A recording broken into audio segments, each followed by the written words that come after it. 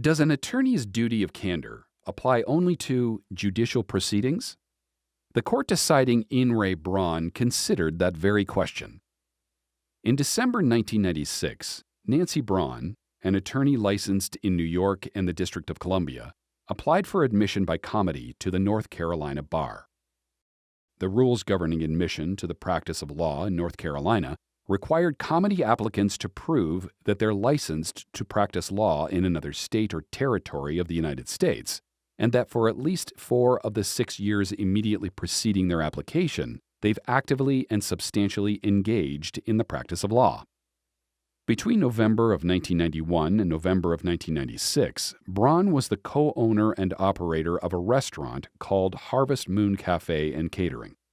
Braun claimed that while operating the restaurant, she performed law-related functions such as obtaining a business loan, negotiating a lease, resolving landlord disputes, incorporating and later dissolving the business, and dealing with various administrative and licensing issues. Braun also claimed that during the same period, she provided legal services for employees and vendors, such as appearing in traffic court and negotiating dispute settlements.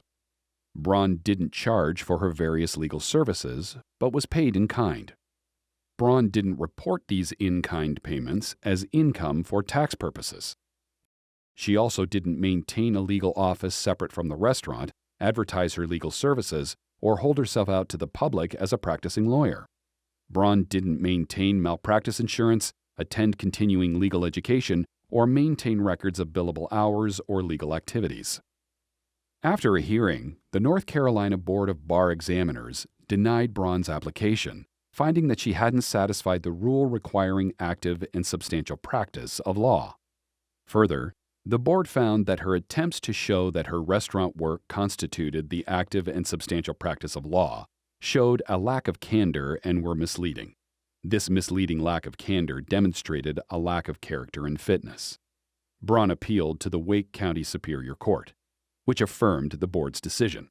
Braun then appealed to the North Carolina Supreme Court.